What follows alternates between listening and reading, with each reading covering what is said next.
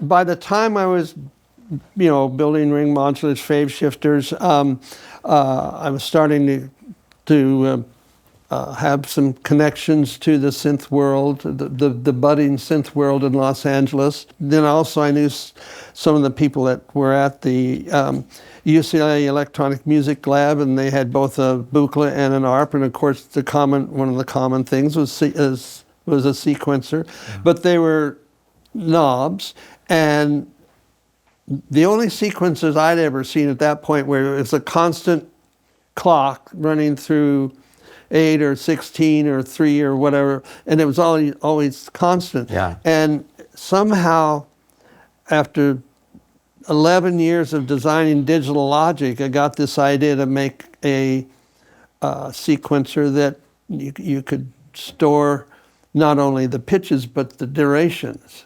And so I built this thing called the DS2. It was a big box about this big, and it was real crude. It was all digital logic. There were no microprocessors that were cheap enough to use in products yet. And I built the DS2, and I sold a bunch of them. And but there was a problem with it, and that is, in those days, most people that played synthesizer had one synthesizer, and I designed this so it could work with a 2600, an Odyssey, or a Mini Moog. And if you only had one synthesizer, you could play your synthesizer and load the notes into the sequencer, and you play them back through your synthesizer. Right. But you couldn't both play your synthesizer and have the sequencer playing the Sure. because you got to have more than one. So that gave me the idea to make the world's smallest, cheapest, simplest synthesizer, which was later called the SEM, Synthesizer Expander Module. Now, I thought that was the absolute minimum synth you could make, but some of the companies from the Far East found ways to make it even better, or worse. But anyway, forget that. And so now I had the SEM that I sold by itself, and so you could have a synth and hook to the sequencer, and you could load in notes, and you could then start the sequencer playing through the SEM, and that was the idea. Now, I don't know how many people bought it and did that exact thing with it, right. But I sold quite a few SEMs because one of the things I did with the SEM was I chose to use a 2-pole filter rather than a 4-pole, because the 2600, the Odyssey, the Mini Moog, and just everybody was doing 4-pole filters. So I read about 2-pole filters and synthesizers from a AES technical paper that had been written by a guy named Dennis Colin, who was the guy that designed the 2600.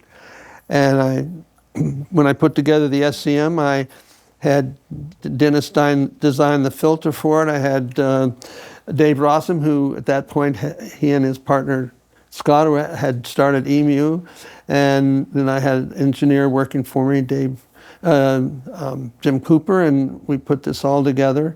And so not only was it another synthesizer, but you got two more oscillators, plus you could have a combination of a 4-pole in your regular synth and a 2-pole in the SEM. And it was a useful little, not exactly a gadget. I want to tell you about a few things that we have now. My course, Think Like a Synth, where you can learn the exact method that I've used on hit records and films for over 40 years. We have a Patreon where you can get exclusive videos that aren't available anywhere else, and you can be a part of our interactive live streams. Go to AnthonyMarinelliMusic.com to get exclusive free content and find out more. And don't forget to like and subscribe, leave a comment, and ring the bell so you don't miss out on any future videos. So you made this. Back to the bag. This is the last thing in the bag. This is awesome, Rob. So here's an original Synthesizer Expander Module. I wanted to make it small, but it's just, it's Well, remember, first of all, this was going to be the world's smallest, cheapest, no, I don't know about cheapest, but the smallest, simplest synthesizer ever. Best sounding too. And you would have called this basically an accessory for other this synthesizers. Was in 1974, when I and the people that helped me design this, it was to add on to your current synth. May I turn it around? Sure. There you go. Oh, yeah, that makes sense. And everything's here. Yeah. And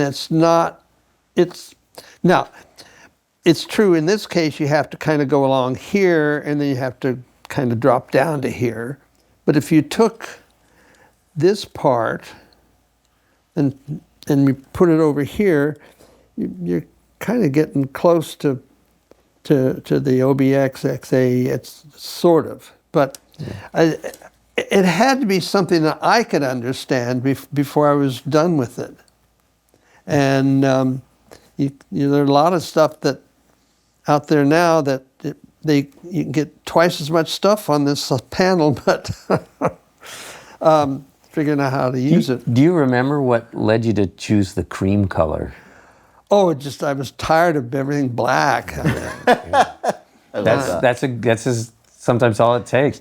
And also, so this is a very nerdy detail, but as you said, like it's a flow. You blocked out each section, but it's kind of interesting that it's dashed lines. And in fact, when you did artwork back then, you can almost tell that someone probably had to do that by hand, to do each of those. Do you have any recollection, like why in this case it was dashed lines instead of solid lines? No, don't be gentle with it, by the way. This belongs to a good friend of mine. Yeah, if it for breaks, the I'll picture, fix it. yeah. Well, I know you know it forward and backwards and upside down. Do you see what I mean about the dashed lines? I think I saw something in maybe a piece of equipment used in development of electronic. Maybe some not test- outside of test music. equipment? It just seemed to be less black and white. Well, like Harold Rhodes developed like the writing, the script, and the look of the Fender Rhodes after Lincoln Continental. Oh yeah, right? Because he liked it. So these things, maybe Marcus, I don't know, but I'm just guessing. That you would see be- things yeah. and they flow through your head, and you're just like, I just like that. Yeah, I knew for a while.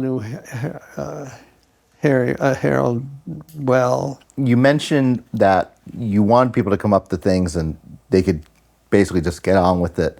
The synth didn't do more than what met the eye, but in a lot of ways. But this did, and on the back, it's essentially a modular synthesizer.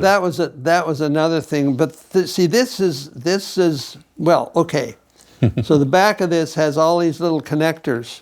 Which, by the way, I heard were dyed with RIT dye. That you guys dyed those yourself? Well, no, that come in. Maybe you could buy them colored. Colored. And so all of the things that did not show up in the front panel, you could do here, and some people use that. But I love the look of it. It's just so nice and colorful. It's a wonderful design in every way, really.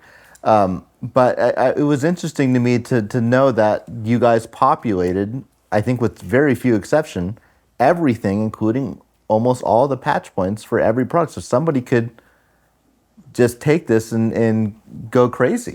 Well, and they you did. could certainly, and it's been, if you look at the synthesizer I did long after so much had happened, which was in 2015 when I did my new version of the two-voice, Oberheim two-voice. It has a patch panel that's got 40 jacks on it. Wow. That's basically just bringing these points here.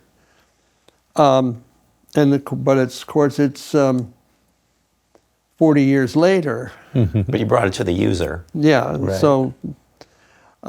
I love the yellow.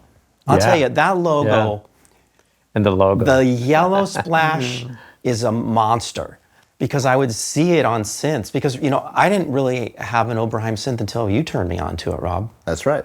but I'm catching up for all the lost time right now. And I have a 4-voice now. awesome. Was there any feature that maybe was on a prototype of one of these that didn't make it, or something you wish it did at the time, or was it? Well, remember the motivation, the thing I wanted to do was make the simplest possible good synthesizer so that the DS2 could run that. Yeah. So I thought I had it covered pretty well. I agree. The thing I did that was both I think was good for some people and not good for others, that, for instance, this modulation control on VCO1 I'm playing with, that controls two separate things with one knob, and I want it to be small.